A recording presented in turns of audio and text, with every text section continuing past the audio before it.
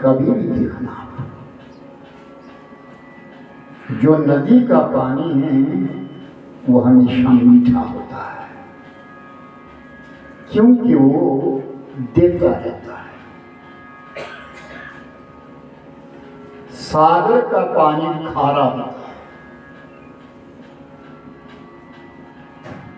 क्यों? कि वो लेता ही लेता है।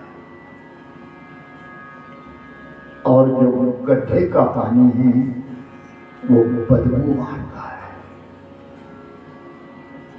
वो बदबू मार देता है क्योंकि वो रुका हुआ है। उसी प्रकार अगर हम अपने जीवन में कुछ देते रहेंगे, अपने आप से किसी के लिए सेवा करते रहेंगे, किसी के प्रति अपनी श्रद्धा व्यक्त करते रहेंगे, तो हम मीठे रहेंगे, लोगों को भी अच्छे लगेंगे, हम नदी की तरह हो जाएंगे। और अगर लेंगे ही लेंगे, लेते ही लेते चले गए तो समुद्र की तरह खारे हो जाएंगे। और अगर रुक गए, ना लिया ना दिया, तो सड़ जाओगे और लोग तुम्हें बेकार का व्यक्ति कहेंगे। याद रखना मेरे भाई बहन, बुद्धिमान लोग हमेशा चुप रहते हैं, और जो समझदार है वो बोलने लगते हैं, बोलते हैं कुछ। लेकिन जो मूर्ख व्यक्ति है वो हमेशा बहस करता है, वो तर्क करता है, वो बहस करता है। जब हमने जन्म लिया तो हमारा कोई नाम नहीं था, केवल हमारे शरीर में सांसें चल रही थी, कोई नाम नहीं था। लेकिन जब हम जाएंगे ना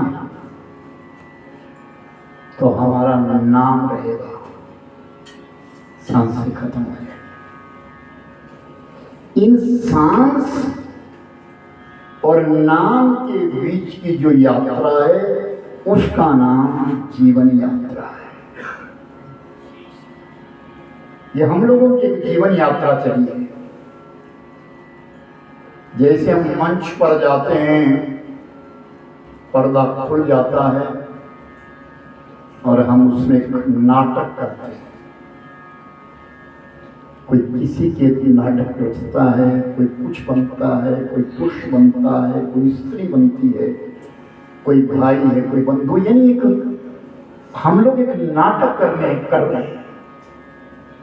और जैसे ही वो नाटक समाप्त होता है, पर्दा गिरता है, फिर वैसे के वैसे हो जाता है।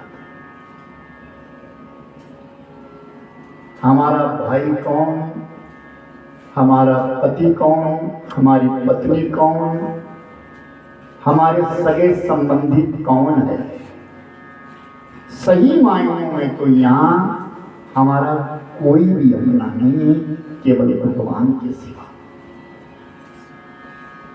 बाकी के व्यवहार में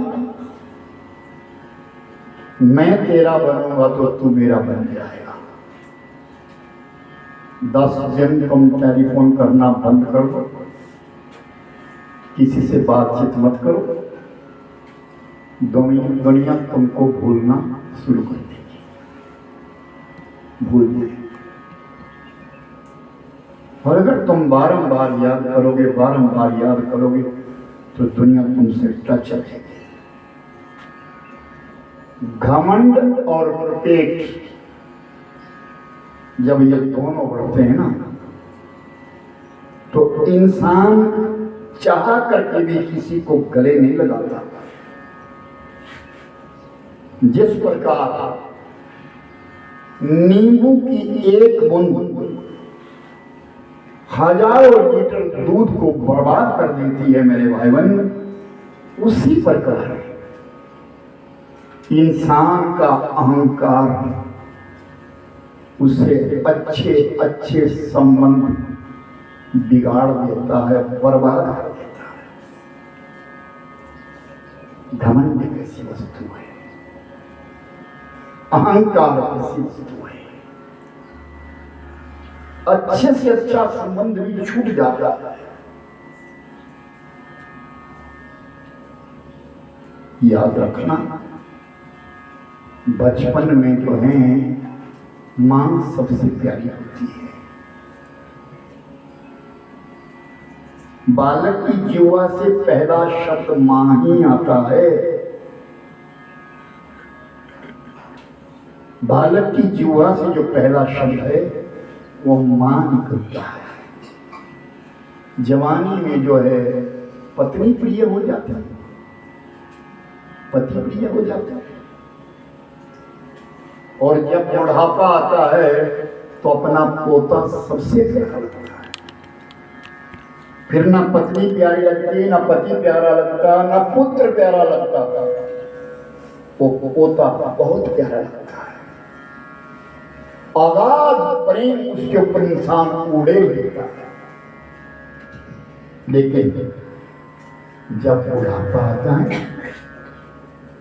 और बुढ़ापा जब परिपक्व हो जाता है, अंत समय आता है, तब भगवान प्रिय लगते हैं। हमारे पति हमसे बिछुड़ गए, हमारी पत्नी हमसे बिछुड़ गई, ये कुछ दिन का शोक है।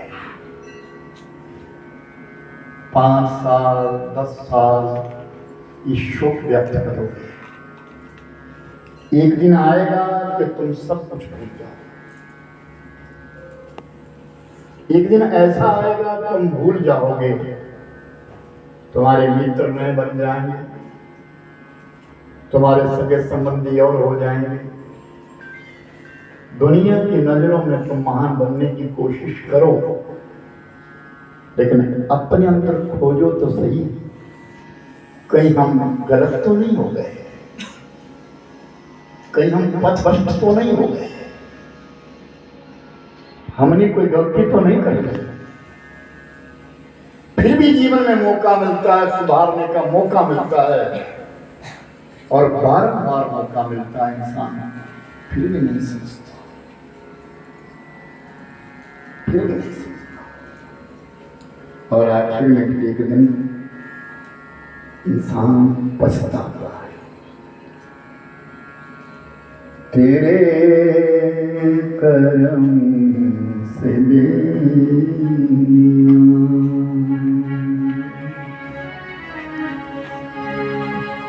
कौन सी शय मिली नहीं,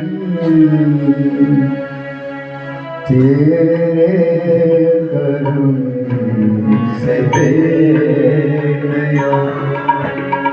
कौन सी शय मिली नहीं, छोड़ी में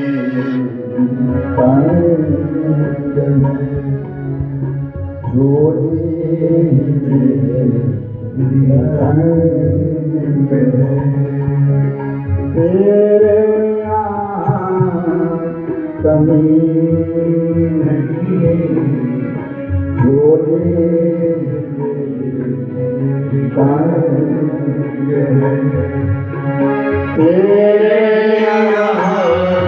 तेरे कमी नहीं, तेरे करम से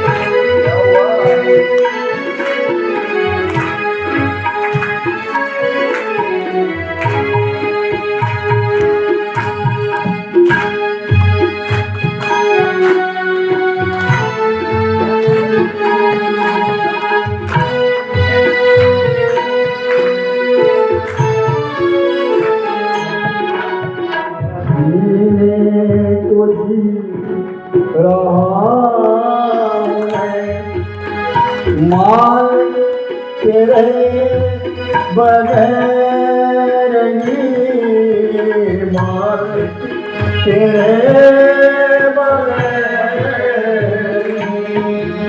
माल तेरे बगैर और जिंदगी जी से सकूं जिंदगी से सकूं ऐसी तो जिंदगी नहीं तेरे करम से कौन सी मिली नहीं ये करम से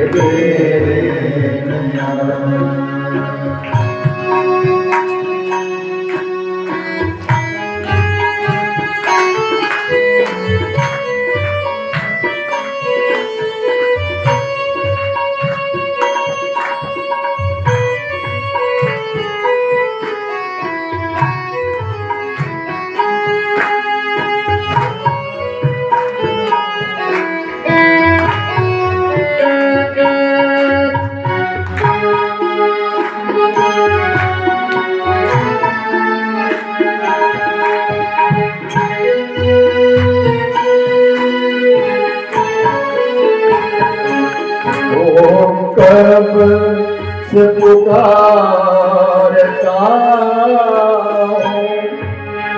सुनता मगर कोई नहीं सुनता मगर कोई नहीं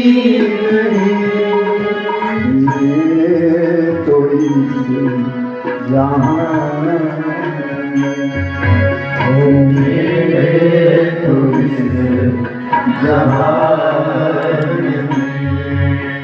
तेरे सिवा कोई नहीं तेरे करम से तेरे करम से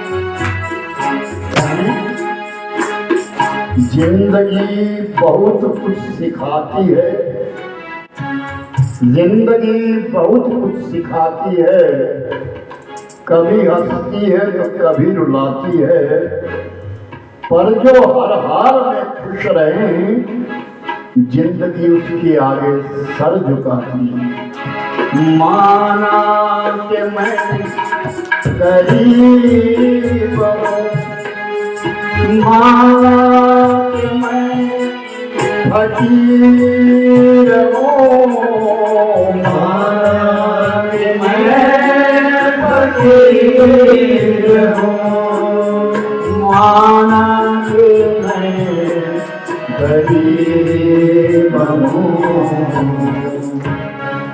और मुझसे न ऐसे रोइए मुझसे न ऐसे रोइए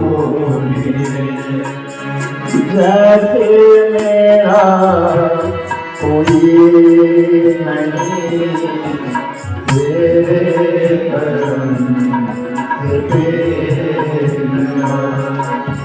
कौन सी मिली नहीं तेरे करम से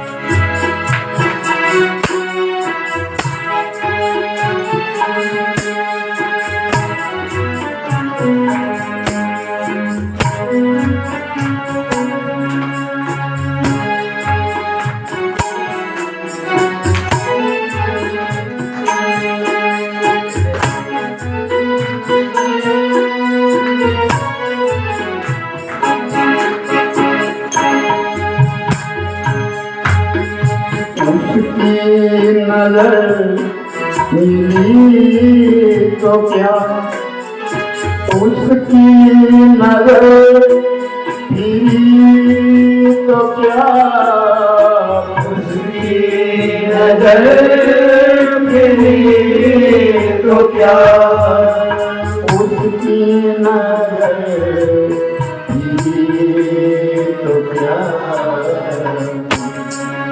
हर जिस बंदगी में होश हो, जिस बंदगी में होश हो, ऐसी तो बंदगी नहीं, तेरे करम से बेगुनाह। कौन सी शय मिली नहीं, झोली में तंग है, झोली में तंग है। तेरे यहाँ ज़मीन नहीं, झोली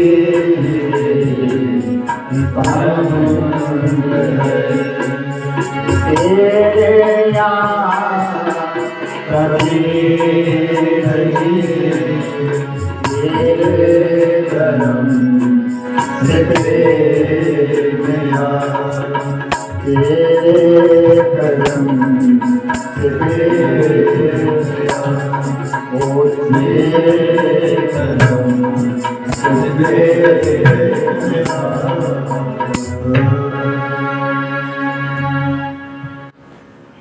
उसके पास कमी नहीं है, बहुत देना चाहता है, लेकिन हमारी झोली तंग है,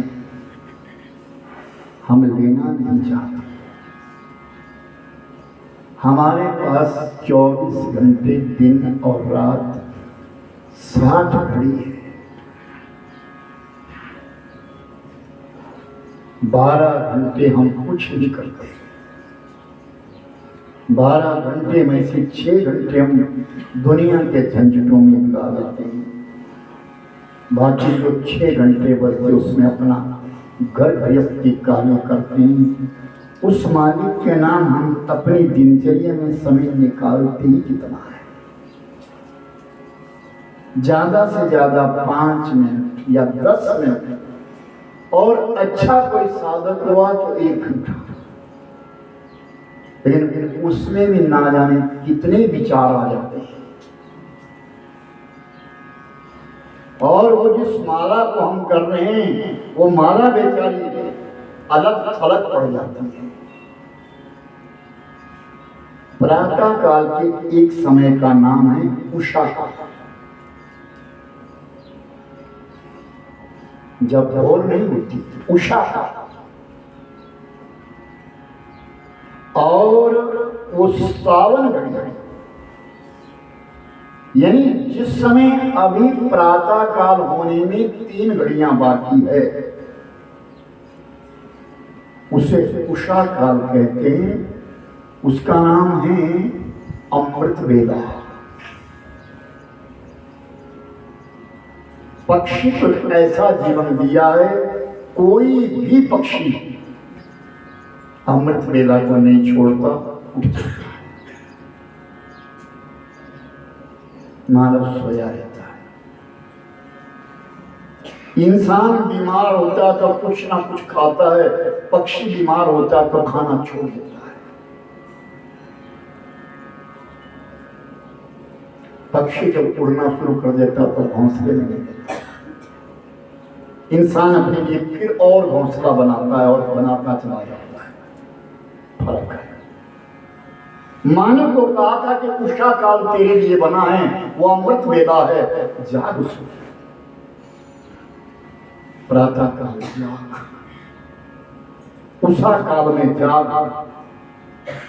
आकाश में जब तक तारे हैं उषा काल है, जाग जा। 58 घड़ी पे अरुणोदय होता है, लालिमा से कुछ अंश पहले,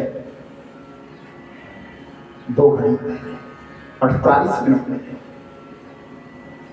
उसका नाम अरुणोदय है। और अरुणोदय सदगृहस्थ को कहा गया है, अरुणोदय में तुझे उठना है। उषा काल में साधु संतों को उठना है और अरुणोदय में एक सदगृहस्थ उठना है। गृहस्थी तो सब है, लेकिन सदगृहस्थ, जिसका गृहस्थ अच्छा है, वो देता है मालिक। प्रातः काल लक्ष्मी हर दरवाजे पे आती है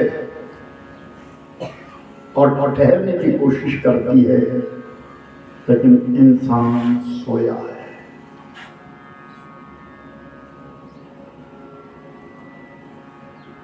परसों एक छोटी सी बेटी कोचिंग लेने के लिए चंडीगढ़ चली गई और घर से जब जाने लगी तो मेरे को फोन करती, गुरुजी आज के बाद में उसे अमृत कहते हैं। उस अमृत वेला में अगर आपका बालक पढ़ता है, जो पढ़ा है वो याद रहेगा। याद रखना, हम शाम को नहीं पढ़ते थे, सुबह पढ़ते थे। और आज भी मैं जितना पढ़ता हूं प्रातः काल ही, और जो पढ़ता है वो मुझे याद है। ये विधि है। सरस्वती मैया का आह्वान प्रातः काल ही कहा है। प्रातः काल का पढ़ा हुआ चिरस्मरणीय होता है, बहुत काल तक याद रहता है। तभी तो कहा कि प्रातः काल इधर उधर की बात मत कर, जितना हो सके अपने घर में मौन रहने की कोशिश कर। दूसरे को भी मौन रखो, खुद भी मौन रखो। फालतू की बात कोई मत करो, चुप हो जाओ। हाँ, अगर मनन करोगे, जो तुम पढ़ोगे बिल्कुल याद रहेगा।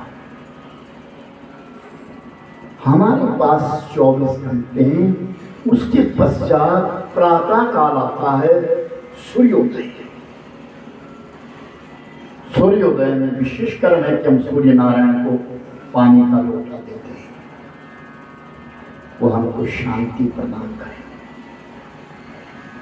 परमात्मा हमको शांति प्रदान करें। इस प्रकार का ये मानव का जीवन है। हमारे पास ये समय दिया है, कहीं के वृंदावन के बीच में महाराज सभा। सूतदेव जी कहते, ऋषियों, वृंदावन के बीच में महाराज हो रहा था। भगवान कृष्ण नृत्य कर रहे थे, अपने अनन्य रूप बना करके, अनंत रूप बना करके ब्रजबनिकाओं के संग, उन गोपियों के संग नृत्य कर रहे थे। और नृत्य करते करते थक गए, और जैसे वो थक गए तो सो गए। तो भगवान कृष्ण की बाम भाग से, बाईं बाजू से, बाईं तरफ से सुरभि नामक गौ उत्पन्न हुई। बोली गौ माता की जय। गौ उत्पत्ति, गौ, सुरभि नाम की गौ। संग में भगवान सोए हैं, श्री रामा आए, मद मंगल है, सब सखा चले आए।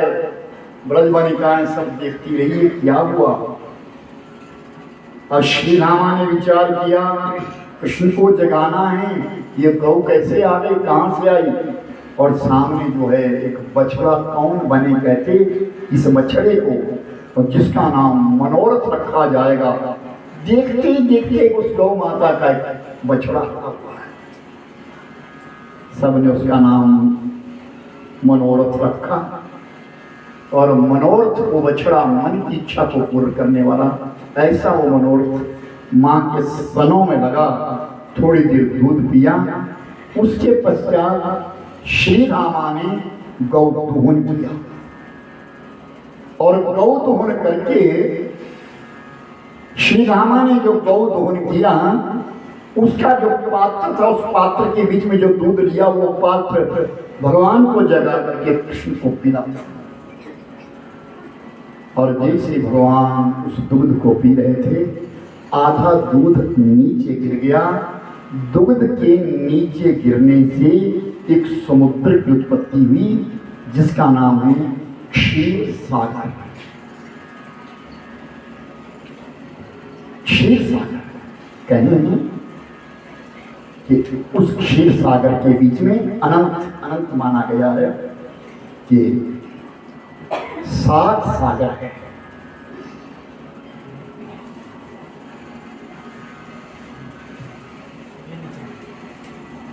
सात सागर है।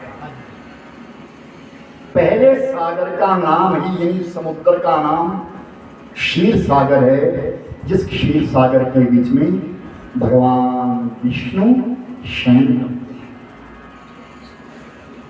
शेषनाग की शैया के ऊपर शयन करते हैं, विश्राम करते हैं।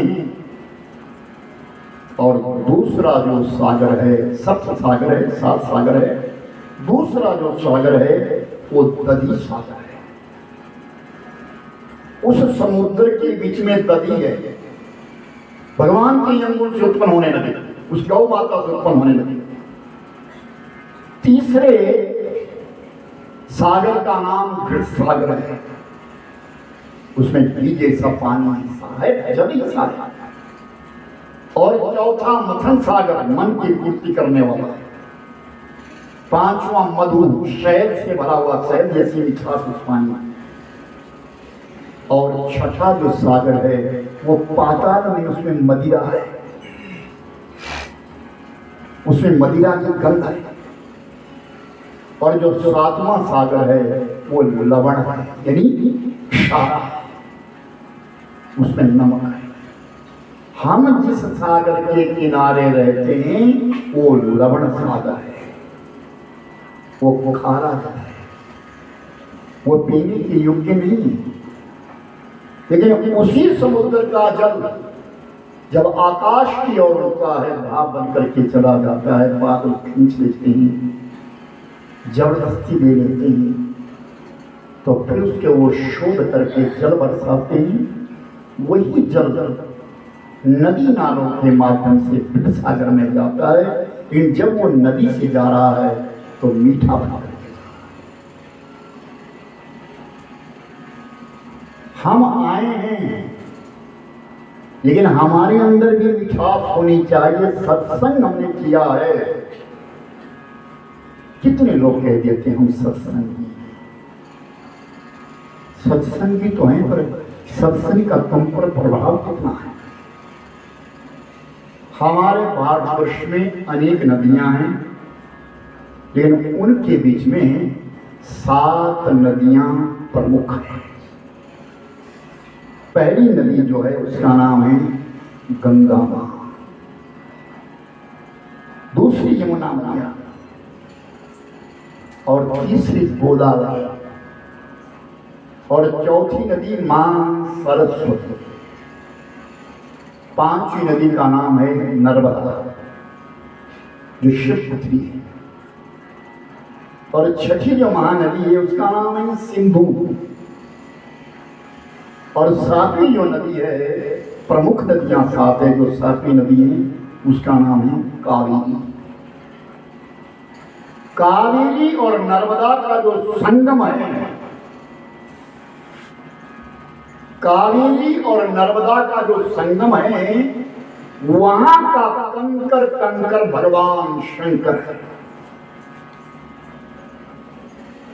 जो लोग कहते हैं कि हम नर्मदेश्वर लाए हैं, वो नर्मदेश्वर वो है।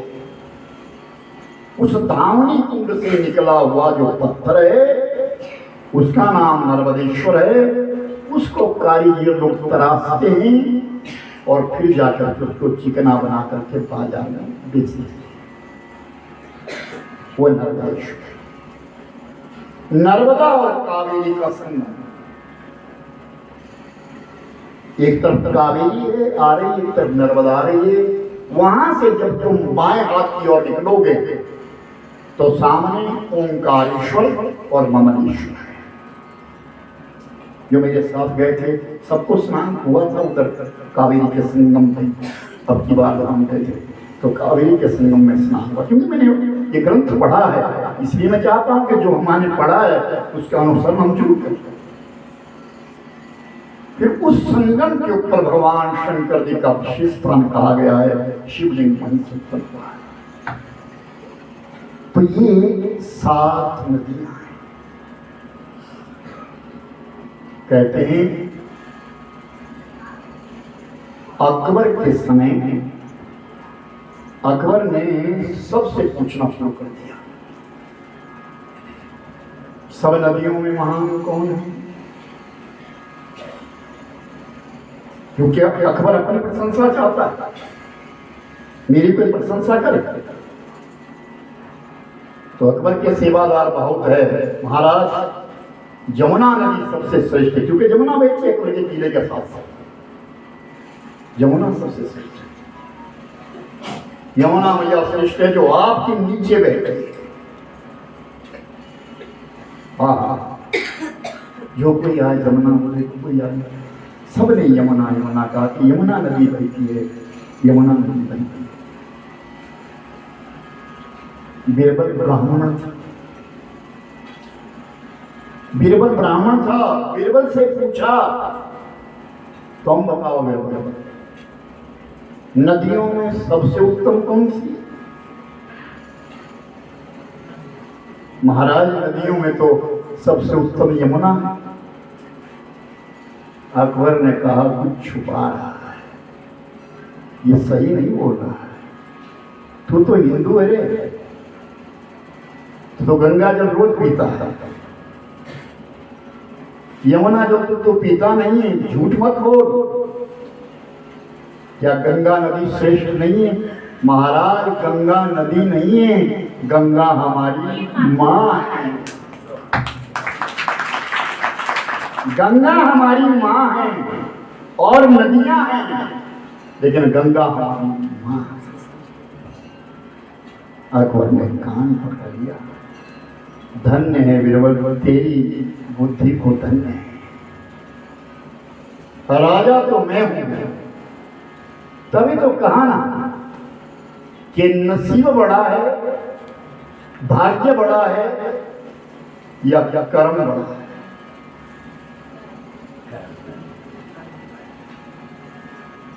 नसीब बड़ा है या कर्म?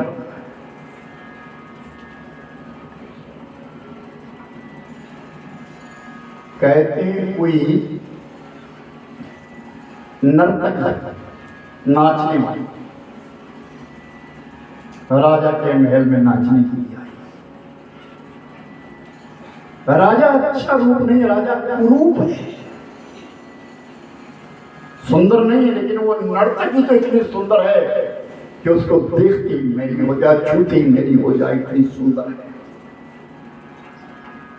और राजा को देख देख करके हंसती है, राजा उसकी ओर देखता है, नाचती नाचती और नर्तकी पूछती है, महाराज जब वो हुस्न बांट रहा था तब आप कहाँ थे? राजा बुद्धिमान है, जब तू हुस्न ले रही थी ना, उस समय मैं अपने नसीब की लाइन में खड़ा हुआ था, तेरे जैसे हुस्न वाली तो मेरे यहाँ गुलाम होके नाचती है। यानी मेरा भाग्य बहुत बड़ा है, मेरा नसीब बहुत बड़ा है, लेकिन नसीब बनाने के लिए कर्म करना है।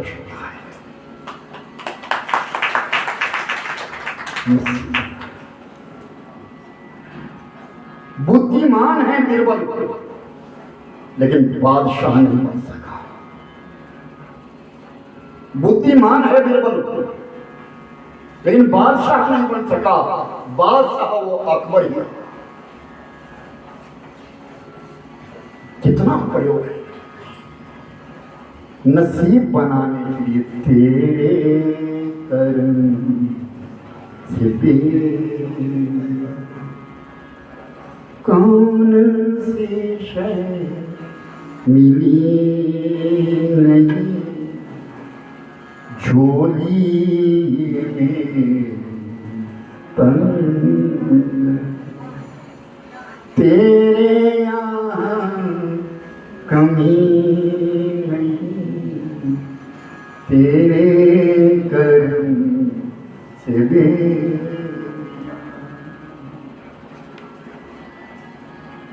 कहे हैं कि प्रातः काल का जो समय है उसमें किया हुआ जो सत्कर्म है, पुण्य कर्म है, चिरकाल तक रहता है।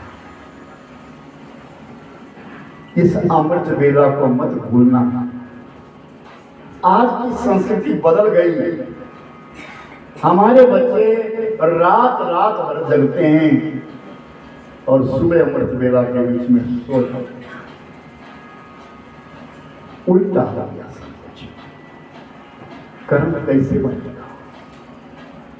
यहां तुम कमा रहे हो, आप जिस कॉलेज में पढ़ रहे हैं, आप देश में या विदेश में कहीं भी है, उसका एक ही अर्थ है, अर्थोपार्जन, यानी धन कमाना।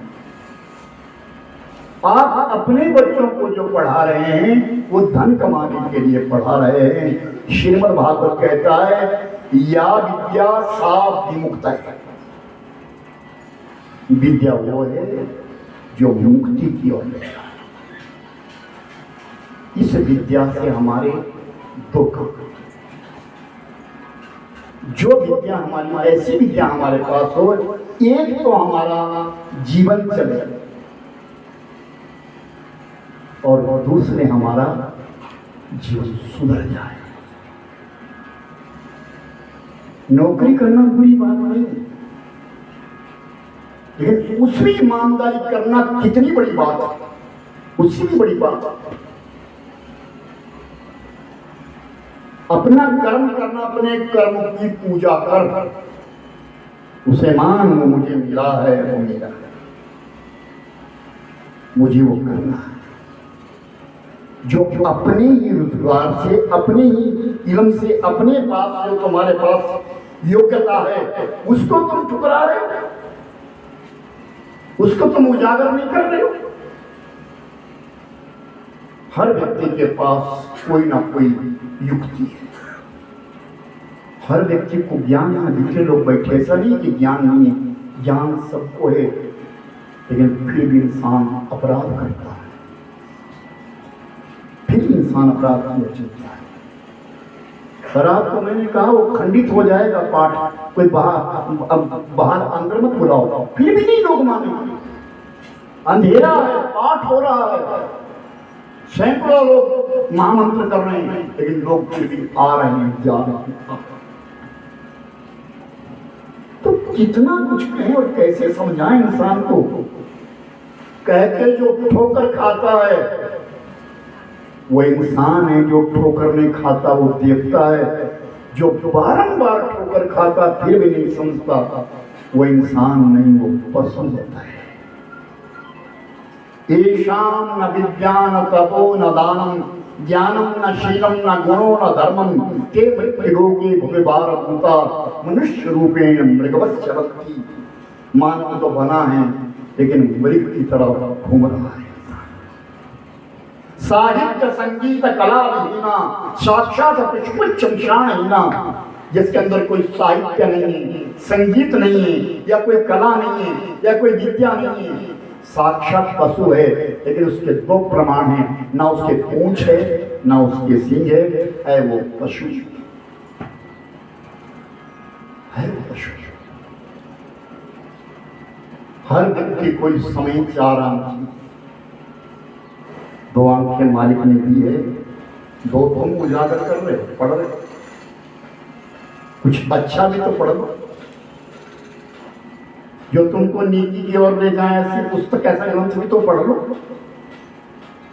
बुजुर्ग हमारे अनपढ़ हुआ करते थे, लेकिन फिर भी वो अक्षर जोड़ जोड़ करके, अक्षर जोड़ जोड़ करके, मेरे भाई बहन, विद्या का अभ्यास कर करके रामायण की चौपाइयां और सुख सागर की हिंदी को बड़े आराम से पढ़ा करते थे।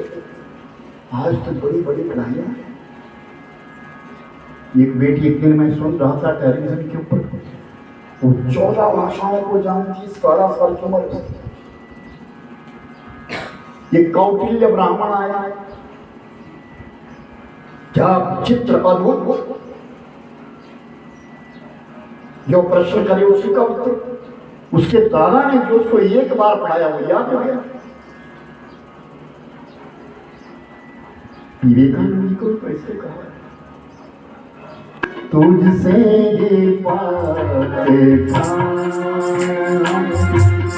दुखियों के दूर करता हूँ, तेरा महान तेज है छाया हुआ सभी सुधार, विश्वों की वस्तु तुम्हें हो रहा विद्यमान, तेरा ज्ञान दर्शन मांगते दया, तेरा ये गायत्री मंत्र की जाता है, वो गायत्री मंत्र की हार, ओ तेरा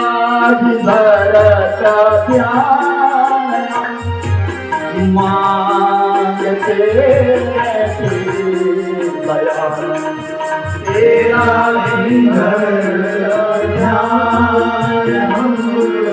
मांगते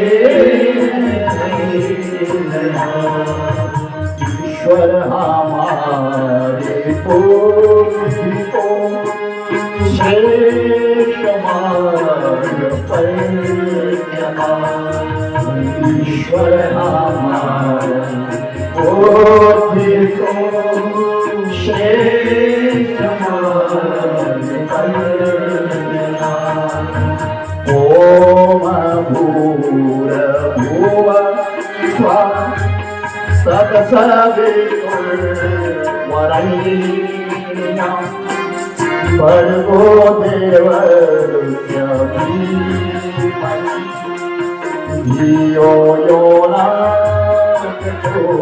प्रचोदयात्, धियो यो नः प्रचोदयात्, ओ धियो यो नः प्रचोदयात्।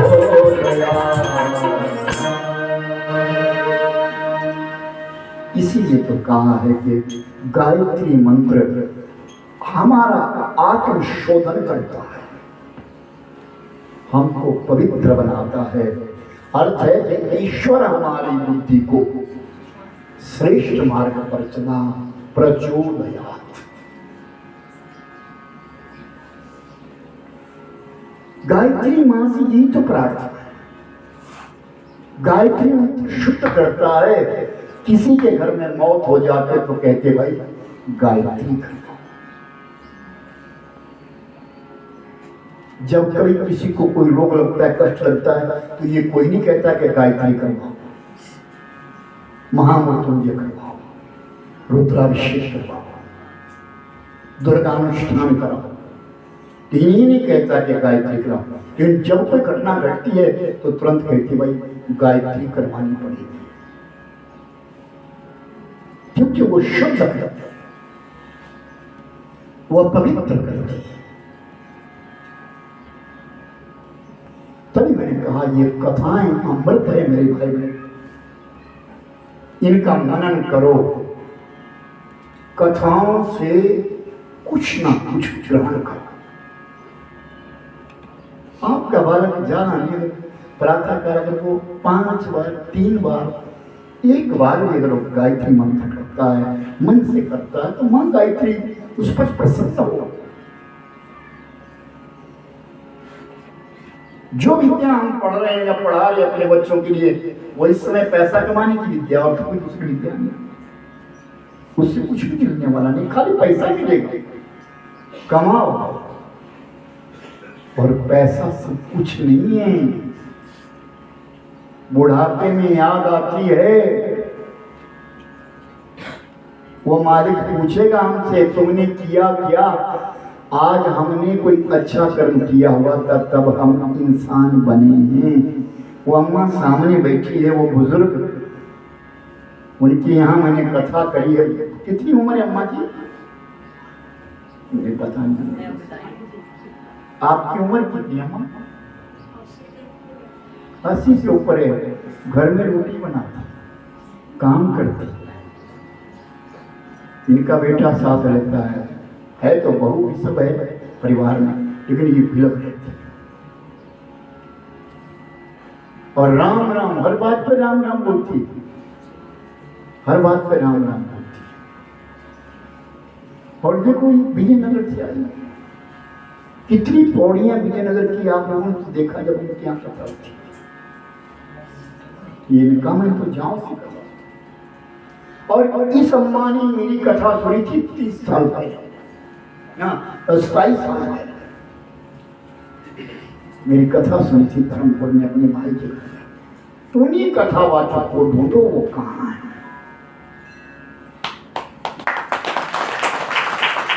के पुत्र मेरे पास आए कि आप ही धर्मपुर में कथा कर।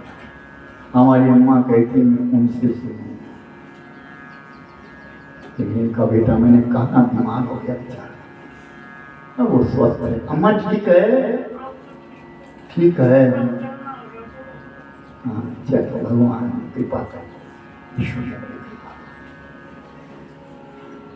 और मैंने कहा ना कि बच्चे कितना साथ देते हैं, लेकिन उनको देखो ना, अपनी अम्मा की सेवा में सर्वस्व दिया। पिता की बातें गौर से सुनो ताकि तुम्हें दूसरों की ना सुननी पड़े, सुनते जाइए। पिता की इज्जत करो ताकि इससे फायदा तुम्हें मिले। पिता का सम्मान करो ताकि तुम्हारी संतान तुम्हारा सम्मान करे। और कहें कि पिता के सामने हमेशा नजरें झुका करके रखो ताकि भगवान तुम्हें दुनिया से आगे रखे। पिता के सामने पीछे रखो, भगवान तुमको दुनिया में आगे ले जाएंगे। पिता का हुक्म मानो ताकि खुशहाल बने रहें और जीवन में हमेशा दूसरे का सम्मान का प्रयत्न करो, परखने का नहीं करो।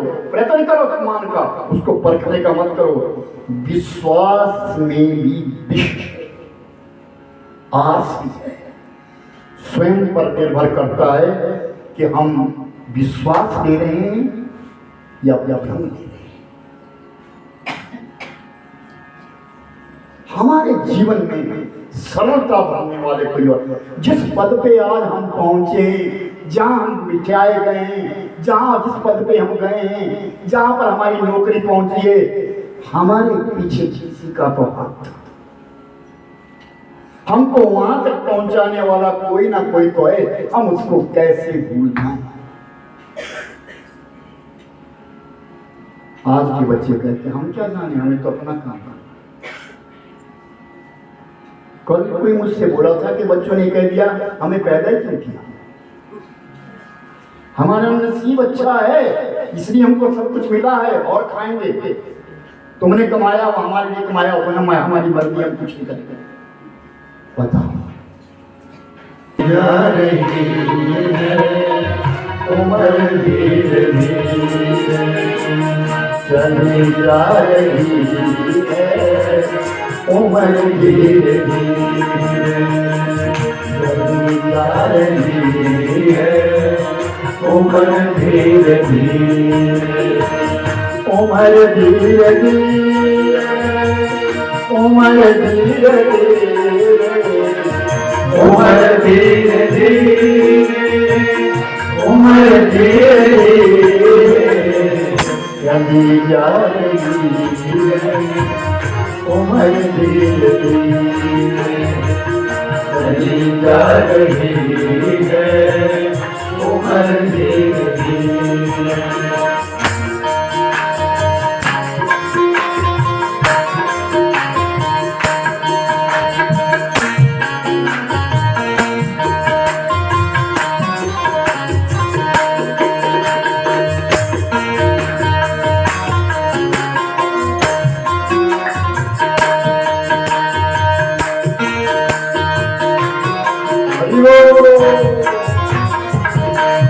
मोबाइल बंद करो, मोबाइल बंद करो। मेरी नजरें बड़ी खुशी होगी। करते रहोगे भजन धीरे धीरे, जो करते रहोगे भजन धीरे धीरे, जो करते रहोगे भजन धीरे धीरे, जो करते रहोगे भजन धीरे धीरे, हो मिल जाएगा भजन धीरे धीरे, हो मिल जाएगा भजन धीरे धीरे। बोलो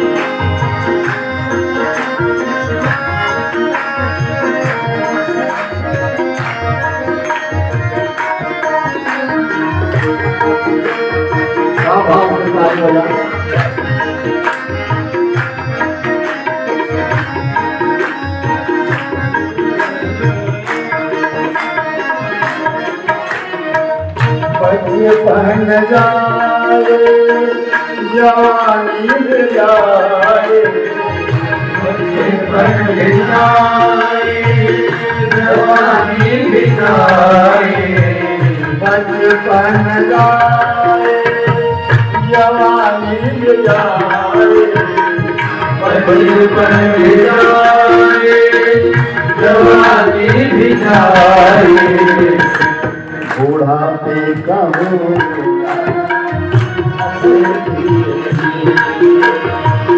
बुढ़ापे का हो